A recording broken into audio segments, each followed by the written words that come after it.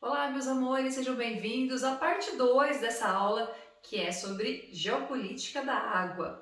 Bom, eu mostrei para vocês no outro vídeo que a gente tem uma questão de má distribuição de água no nosso planeta. Então, quer dizer que nem todas as pessoas têm acesso à mesma quantidade de água, muito pelo contrário, tem algumas pessoas no mundo que vivem em regiões com uma grande escassez, com um grande déficit hídrico, e isso vai causar uma série de problemas, e isso é resultado de dois fatores. Como a gente viu na semana passada, algumas questões naturais, né? A questão da circulação atmosférica, massas de ar, relevo, geologia. Então, tudo isso influencia se a gente vai ter mais bacias hidrográficas ou aquíferos. E a outra questão que a gente deixou para ver hoje é justamente a questão humana, né, gente? Como nós, seres humanos, fazemos um uso péssimo da água. Quer dizer, a gente usa de forma muito irregular, com grande consumo, com grande desperdício de água. Bom, vamos por partes, tá?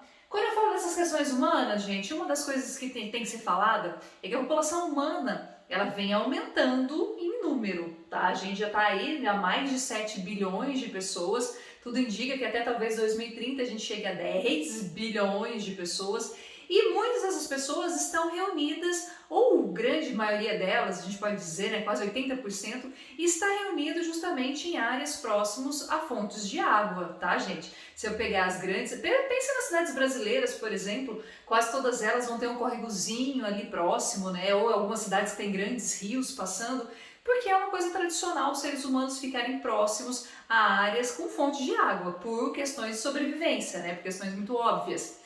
Se a gente tem cada vez mais pessoas, são mais pessoas consumindo água e cada vez mais gente consumindo água, isso pode trazer um problema lá no futuro. E nem muito futuro não, viu, gente? Tem alguns lugares que já estão apresentando déficit hídrico, mesmo tendo fontes de água, já apresentam sim uma certa escassez, tá? Por esse mau uso ou esse aumento muito grande da população. A gente vai ter então um consumo exagerado. Só para vocês terem uma ideia, gente, enquanto eu estava fazendo essa aula, eu descobri uma coisa que eu achei muito absurda. Um estadunidense, né, uma pessoa lá dos Estados Unidos, consome a mesma quantidade de água do que o equivalente a 29 pessoas de Angola. Você consegue ver como isso é absurdo? 29 angolanos consomem a mesma quantidade de água que um americano. Gente, isso é um índice, assim, é um fator assim, absurdo, tá bom? É uma coisa realmente muito incrível, como a gente percebe como esse consumo ele é desigual no mundo inteiro. Bem, a gente também tem usos agrícolas que vão ser muito inadequados. Tá? Aqui no Brasil, por exemplo, a gente tem uma técnica, não sei se vocês já viram, às vezes a gente vê em grandes campos de produção, assim, pode ser de milho, de cana, que eles têm grandes dispersores de água, que parece uma estrada de futebol gigante, assim, que fica jogando água para a água chegar na planta. O problema, gente, é que a gente vive num país tropical, quente na sua maior parte do ano e que por conta dessa temperatura muito alta, a água, como ela é jogada em gotícula, na forma de gotículas, se estiver muito quente, cerca de 30% dessa água que é jogada nas plantações não chegam nas plantas. Elas evaporam, e se elas evaporam, gente, professora, mas a gente tem o ciclo da água. Sim, só que nada garante que essa água ela vai voltar para a superfície terrestre aqui no Brasil. Tá? O ciclo da água ele vai acontecer no mundo inteiro, né? Então você está desperdiçando água ali no uso totalmente inadequado. Então a gente tem algumas práticas agrícolas que usam muito mais água do que deveriam ter sido usadas, tá? Isso não vai acontecer só no Brasil não, a gente tem vários exemplos disso. Estados Unidos também é rei de fazer esse grande desperdício para usos agrícolas, até porque lá a gente tem grandes sistemas, né, os belts, então vai usar realmente muita água e muito desperdiçada. A gente tem também, gente, falta de programas de tratamento de água, tem vários lugares nesse planeta, até inclusive no Brasil, em que a gente não tem, por exemplo, tratamento de esgoto, tá? Você não tem saneamento básico. E isso faz então que as pessoas tenham que consumir águas que são impróprias, tá, gente? E se isso acontece no Brasil, é claro que vai acontecer em outros lugares também, né? A gente tem muitos lugares, e não é só a questão do tratamento da água, né? A questão do tratamento do esgoto, mas também reuso. Quer dizer, tem muita água, gente, que a gente poderia reutilizar Por exemplo, a água da chuva. A gente tem vários projetos aí arquitetônicos que poderiam pegar a água da chuva e utilizar para coisas simples, né? Para utilizar para coisas bobas, mas que a gente poderia reaproveitar melhor essa água e evitar esse grande desperdício que a gente tem. Bom, eu não coloquei aqui, gente, mas outro setor que usa muita água é o setor industrial, tá? O setor industrial, ele usa, sim, muita água no seu processo de produção e às vezes para a gente produzir certas coisas pequenas para nós, assim, coisas da nossa alimentação, é utilizado, gente, uma quantidade absurda de água, tá bom? Por exemplo, para a gente fazer uma xicarazinha de café de 125 ml, você usa, se não me engano, mais de 10.000 litros, desde ali da produção do café, mesmo do grão, do café da planta, né, do grão do café, até você retirar, fazer um processo industrial e transformar ele em cafezinho pra gente, uma xicrinha assim, gente, 125 ml, você gasta mais de 10.000 litros de água. Muito absurdo, tá bom? Quantidades muito absurdas aí para construir, para produzir determinados tipos de coisas que às vezes é da nossa alimentação, mas que são realmente muito dispendiosas, tá? Dispendiosas, desculpa. Bom, como nós estamos falando sobre geopolítica ou esses conflitos relacionados com a água, se eu falo em geopolítica, gente, lembre-se que a geopolítica está falando dessas questões políticas entre os países, né? Entre as questões territoriais ali dos países. Essas relações, muitas vezes, elas vão ser muito conflituosas, até porque se a gente pega grande parte da água presente no mundo, lembra na semana passada que eu falei das bacias hidrográficas, né? É na bacia hidrográfica que você vai encontrar grandes quantidades. Aqui no Brasil a gente tem a bacia amazônica, a gente tem a bacia de São Francisco, a bacia do Paraná, e a gente tem outras grandes bacias hidrográficas no mundo, tá? Você tem a bacia do Rio Nilo, a bacia do Rio Ganges, do Rio Mekong, do Rio Amarelo, que fica na China. Esses rios, gente, muitos deles são responsáveis por abastecer uma parcela gigantesca da população. E aí tem um probleminha sério que muitas dessas grandes bacias hidrográficas não são específicas ou únicas de um único país, tá?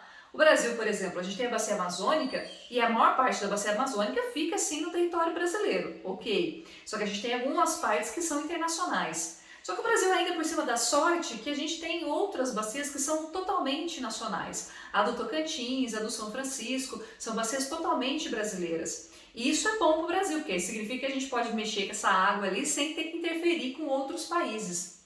Agora, se eu pego, por exemplo, o Rio Nilo, gente, o Rio Nilo passa por vários países. Se eu pegar o Rio Ganges também, ele está principalmente na Índia, mas ele passa por outros países. E se tem vários países ali que estão sendo abastecidos pelo mesmo rio, o uso inadequado ou às vezes a forma até proposital como você usa esses recursos de água pode prejudicar outros países, tá? Se você, por exemplo, é dono de uma parte ali do seu território onde tem as nascentes desse rio, e você faz alterações, você muda, por exemplo, a questão da agricultura ou do abastecimento, ou muda o curso do rio, ou cria uma represa, ou cria uma hidrelétrica. São condições, gente, que desequilibram essa bacia hidrográfica e pode causar danos para quem usa, por exemplo, a jusante essa água, quem usa lá no final do rio, tá? Então eu vou mostrar para vocês algumas disputas que realmente são muito sensíveis, em que a gente não chega a ter realmente uma guerra, mas a gente sabe que no futuro algumas disputas bélicas, né, quer dizer, pode ter alguns conflitos sim, envolvendo guerras, eles podem sim acontecer, tá? Bom, eu coloquei alguns exemplos, não coloquei outros realmente eu deixei de fora, tá? Porque não ia dar tempo da gente falar de todos eles. Vou falar dos principais. Bom, um lugar terrívelzinho, gente, eu falo terrívelzinho porque assim, é um lugar realmente que pra ter treta, ô lugarzinho pra ter treta, pelo amor de Deus, viu? Desde que existe países ali, aliás, mesmo antes da gente ter os países que a gente conhece, é um lugar de treta, tá? Oriente Médio. A gente sempre quando pensa no Oriente Médio, vem na nossa cabeça as questões religiosas, de fato é o berço das três grandes, maiores religiões monoteístas do mundo. Sempre vem a questão de Israel e Palestina, sim, que nos últimos dias tem sido falado bastante nos noticiários. A gente fala sempre do petróleo, já que é uma grande área de jazidas gigantescas de petróleo, né? A gente tem ali o Irã, o Iraque, algumas porções da Síria, não tanto, mas um pouco na Síria também. Só que outra coisa que é muito relevante no Oriente Médio, gente, é a questão da água, sim. O Oriente Médio fica numa região de grande escassez, de grande déficit hídrico. É praticamente um deserto. tá? É praticamente um deserto. Algumas áreas a gente pode dizer com certeza que são áreas desérticas, ou seja, você não tem as condições mínimas para ter água. Fica numa área de trópicos, lembra que os trópicos sempre são áreas muito secas, porque a gente tem saída ali de umidade. São áreas também que você não tem um terreno que ajude a ter água subterrânea. Então, todas essas condições fazem com que ali seja uma área de muita escassez. Bem, e aí nós vamos ter basicamente dois pontos ali de grande conflito, tá, gente? O primeiro deles vai ser a Turquia. Gente, na região da Turquia, no país Turquia, fica ali a nascente de dois rios muito importantes ali para o Oriente Médio, principalmente para o Iraque, que é o rio Tigre e o rio Eufrates. Esses dois rios, gente, eles são responsáveis por abastecer regiões muito secas, então esses rios são mais importantes ainda. Só que a Turquia, bem ali no território da Turquia, é onde ficam as nascentes, e até uma parte boa desses rios também vai ficar na Turquia. E a Turquia, gente, ela faz muitos programas, por exemplo, a gente tem questão da agricultura, a gente tem questão do turismo muito forte na Turquia, e há várias modificações nos trechos desses dois rios no território da Turquia que prejudica o abastecimento de água dos países que ficam mais a jusante, tá? Ao final desse rio. Então ali o Iraque principalmente.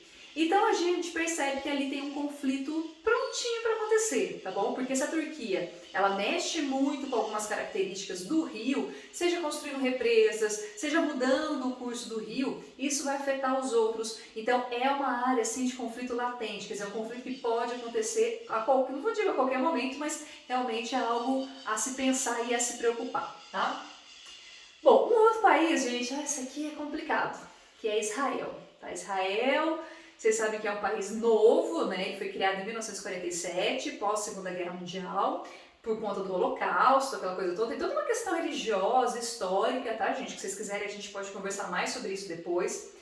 E, gente, Israel, ele começou pequeno, quando foi construído Israel, né, quando se constituiu o país Israel, era um país bem menor do que é hoje, é um país pequenininho, mas era bem menor. E esse país, gente, a partir de vários conflitos, ele foi anexando terras, ele foi pegando vários territórios, ele inclusive vai expulsar os palestinos dessa região onde os palestinos viviam antes da construção de Israel, tá? Antes de existir Israel, os palestinos já viviam ali. Essas pessoas, os palestinos, são obrigados a migrar para duas regiões específicas, que é uma região chamada de Cisjordânia e uma outra regiãozinha chamada de Faixa de Gaza, que é essa que tem essa treta pesada ali atualmente, tá? E essas duas regiões, gente, principalmente a Cisjordânia, a Faixa de Gaza nem tanto, mas a Cisjordânia, ela depende de um rio e de um mar para o seu abastecimento, que vai ser o Rio Jordão e o Mar da Galileia, tá? Ah, Camila, mas mar a gente dá para usar água? Dá, você pode fazer um processo de dessalinização da água, ainda que seja caro, mas é possível, tá? Gente, só que quem controla essa região é Israel, tá? Quem controla grande parte do rio vai ser Israel. E se Israel controla esse abastecimento de água, ele controla o que vai de água para essas áreas.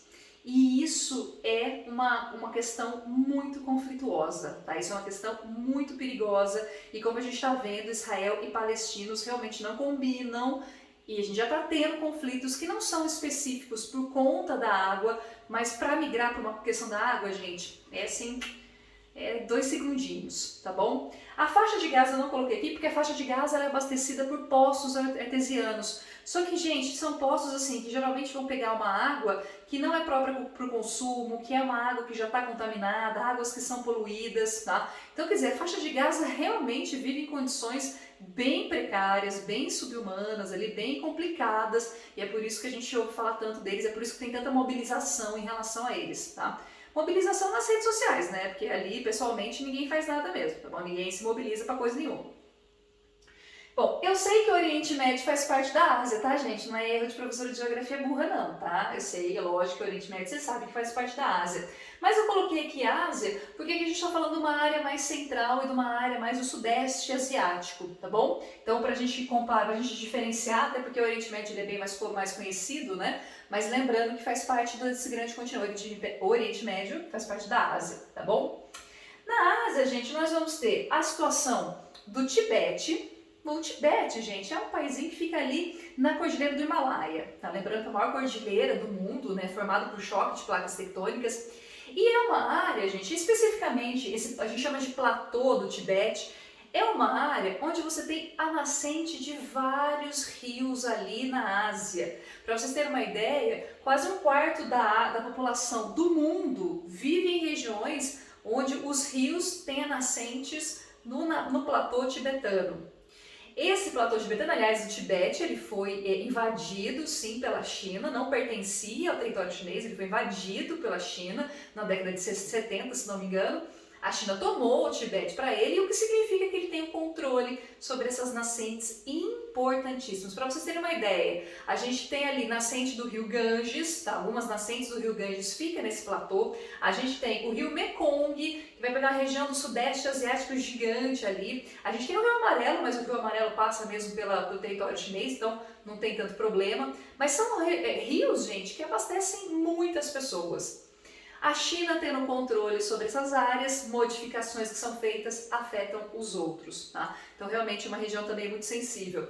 Assim como, gente, no Rio Ganges, vocês sabem que o Rio Ganges, ele atravessa uma boa parte da Índia, e a Índia, a gente faz muita coisa com o Rio Ganges, tá? O Rio Ganges é não só uma questão de abastecimento de água, uma questão de uso para agricultura, para indústria, mas também questões religiosas, tá? Não sei se vocês sabem, né? A gente tem todo um contexto religioso ali, hindu, quando a gente fala do Rio Ganges, e várias modificações que a Índia faz no Rio Ganges está afetando Bangladesh, que é um paísinho bem pequenininho, que fica ali nesse sudeste asiático e que está começando a apresentar escassez de água por conta dos usos que a Índia faz do Rio Ganges.